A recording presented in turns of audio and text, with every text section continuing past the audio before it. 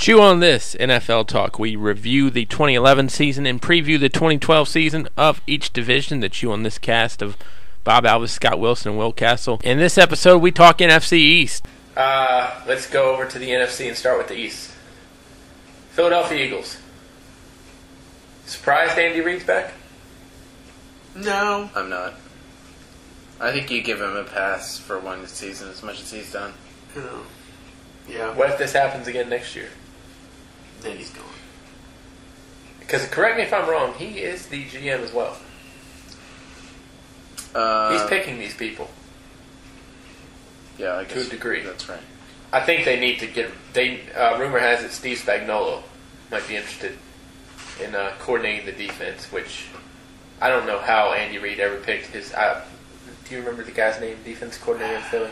I heard his name. I think it's Castillo. Yes, you're right. Why on earth you pick... I mean, it would be like you making you the news director, in a sense. Castillo was an offensive coach. They moved him to defensive coordinator. Yeah. I mean, was Andy... Did he have a Jerry Jones moment at the bar where he was drunk? And was, Jerry Jones said, any coach can win this with this team? I'm going to make you. What I will say about the Eagles is, as much crap as people give Vic sometimes, they were much worse when Vince Young was in there. And when Vic came back is when they started... Didn't Vince Young win that first game in the fourth quarter? I believe so, yeah. But he played in more than one game. It's one of those... They need Vic in there. Vic needs to change a little bit on how he plays because he goes out there, balls to the wall, and then he gets hurt, and that team suffers because of it. Which I'm perfectly fine with because I hate the team so much. But if Vic should have never been re-signed to the contract he got, though, in my opinion. No, absolutely not. I mean, I agree with you 100%. Essentially, I think you said that Kevin Cobb is who we're going to hold our future with, and you essentially kicked Donovan McNabb out of the door. Yeah. McNabb had accomplished more in Philadelphia than Michael Vick did. But Michael Vick was the new flavor at Baskin-Robbins, and, people came in and they were licking it. Yep. All day. And then, Kevin Cobb becomes expendable. I mean, you could argue Kevin Cobb should still have a chance in Philadelphia that he never really got. Yeah. Because he got hurt in the first game last year. Yeah. And that was all she wrote. Yeah, well, NFL doesn't pull the George Welsh coach of method of coaching. Injuries you don't lose position. You don't lose your job to injury? Yeah. I think one of the big problems for the Philadelphia Eagles this year was, I think Nnamdi Asomugha and Dominique Rodgers-Cromartie were both busts. I mean, their secondary was supposed to be the greatest thing since sliced bread. Training camp, though, helped that. See, they're I put a lot of grievances, but they were on new teams. Right, but so were a lot of people. Football is a simple game. You snap the ball, Cover you this throw guy. the ball, you run the ball. Run to the 20 and turn around. And and a cornerback and safeties, your job's, easier because you have this one little area of the world that's all yours. This one guy is your guy to cover. No. See, so the answer to your question is no. I'm willing to give a lot of people passes just because there wasn't an off season. But again, now how does it help that you're only as good at I think, as your coaching in a way. Because you can't just say to the coach, "Damn you, I'm going to do it my way," unless you're certain people in the league. But defense coordinator, did he draw up just crap for him? I don't know. New York Giants. What the hell? Excuse me? Giants, I don't. Who knows what to expect from them? Yeah. I would think that they don't need to do much of anything. But when do you cut the cord to Tom Coughlin? The year that you go 6-10. I don't think you can. And I think the Giants are I think the two best owned teams in this league are the Giants and the Steelers because they're stable. They don't do stuff on whims or drunk at the bar or anything else like that, or just spend enough money one year. Hey, it didn't work. Let's spend it all again next year.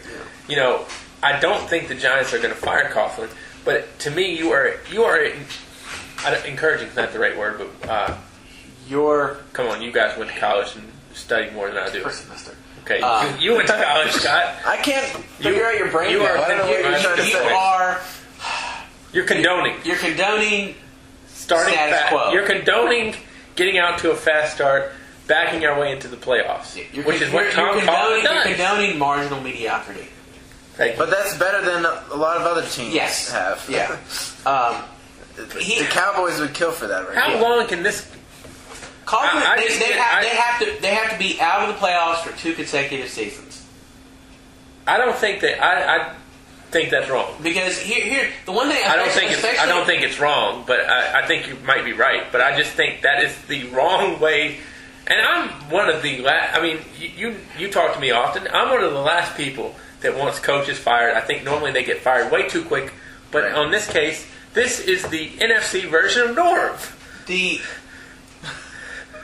Bob's not worked up. But here's the one difference with New York fans need this. They just need the taste occasionally. They don't need a Patriots dynasty, a Super Bowl here. Are we talking New York football fans or New York fans in general? New York football. Okay. Yeah, because the Yankee fans. I was really about to jump out of my skin. Yeah, because look at it. It's like, all right, they won Super Bowl in the 80s, gave us some time, won a little bit more. They just spread out their accomplishments just enough to where the fans don't get pissed. And they play just good enough where the fans don't get pissed. I think you start to get pissed, though, if you... I think you start to get pissed if you start off like a jackrabbit. If you're basically the hare. You are getting out to a big race, a big lead every year, and then the tortoise wins the race. Mm-hmm. And how can you encourage that before you kill the hare? Keep in mind that the Giants did have the most difficult schedule in the second half. I agree with the front speaking. Don't care. They didn't beat the Seahawks. They didn't beat the Redskins. Twice. And they should have beat the Packers, although I'm not going to fault them for that. But again, it's easier to get rid of one guy than it is to get rid of 22. I'm not saying that players shouldn't be accountable for some of this. Plus, it's also easy that defense is getting old, and they're going to have to be replaced very soon, too. It's easy to say, that John Pierre-Paul or... Yeah, Jason Pierre-Paul. It's easy to say if we get rid of the coach, we're going to be better. But that's no magic fix. Yeah. Because normally... You could go down the toilet. Yeah, because normally when you get rid of the coach, again, you get rid of all the assistant coaches. And you have to start all over again. I'm worked up now. All right, let's talk about some other On to another team, the Washington Redskins. All right, let's talk about the Washington Redskins. I think almost as much as a quarterback, they need a wide receiver. They have no deep threat at all, no deep passing game. I think they can continue to do what they're doing with the running backs. Shanahan, he plug you in, no offense to you, Bob, and you rush for 100 yards. Have you seen my cutting ability? I can. Yeah, you're probably as good as Evan Royster, and he ran for 100 yards last week. I think that and the secondary. I think you get rid of Hall, you get rid of Landry. Get rid of Landry. Yes. Interesting. Landry's never healthy. You have a lot of. In other words, you have a lot of work to do. It's fine if you draft Griffin. That'll solve one problem, but won't solve all the rest. I'm gonna play a little game here, a short one. Naming a receiver, and you telling me if you're Washington, would you want this guy? Stevie Johnson. Yes. Andre Johnson. Oh, hell yes. Would you give up the price that Houston would ask though for Andre Johnson? Dan Snyder would. Okay. I would say yes to almost everybody that you said in that scenario. I'm trying to think of somebody that's not as good. It's on the B list, shall we say? Oh, Joe Cinco. No. I agree with Scott. I think the Redskins do need some receivers, but that quarterback's first position. What about Matt Flynn? I don't think Matt Flynn's going to be a good quarterback ever. Ooh. I mean, I saw him some in college for LSU, and I didn't see anything. It's one of those. You're better off taking the risk on the college player than you are Matt Flynn. Because one, you're going to get the college player cheaper, and that's Peyton Manning. Matt Flynn might be Jimmy Clausen. Peyton Manning. Well, I've already told you that I would take Peyton Manning. Yeah. People are just joining us. Sorry. All right. Thanks for tuning in. Here's my thing on Matt Flynn, real quick, and I don't want to get into the Green Bay before we touch on the Cowboys. But the Packers are talking about franchising Matt Flynn and then trying to trade him. I think that is an extremely dangerous game to play. Yeah. Because if you franchise him, you have to pay him an average of the top 5. Mm-hmm. And if math serves me correctly, how you determine the average of the top 5 would be You take the adding the 5, dividing by 5. Right. It's going to be a pretty high number, in other words. Yeah. Yeah. Basic algebra, people. Now, I mean, I guess, too, that number changes every year because, I mean, not everybody's depending on how the salary contract's stays, broken right. up on each season. Yes. Right. But it's still way too high. Right, absolutely. I mean, I don't, So I think the Packers, by doing that, are really You're playing a game You're of going to pay Russian two roulette. people Oh, to I start. say Matt Flynn, see ya. Yeah. Well, he is an unrestricted free agent. Yeah. So. You're going to pay two people to play one position. This ain't tight end. This ain't wide receiver. Right. Dumb. Braylon Edwards. All right, let's move on to Dallas. Or Santonio. I mean, how about Santonio Holmes? That's a serious question. I think they need a tall receiver. Well, I don't think Santonio Holmes is number 1 anyway. I think Santonio Holmes is Santana Moss. Dallas Cowboys. That secondary needs to go so quickly. It's not even funny. Does Rob Ryan need to go? Yes. And the one Garrett even said in his passive-aggressive way, Rob, you need to go. Because he said, if Rob Ryan gets interviewed for any head coaching jobs, we are not going to stand in his way. He deserves to be a head coach somewhere. In other words, please leave. You screwed up this year. You were on TV more than I was. That's true. Go away. And I look like Andy Dalton's father. Yeah. Terrence Newman, get in the suitcase that Rob's going to have and go with him. I'm going to die for people as they hurdle me like they're Carl Lewis. Go away, Terrence.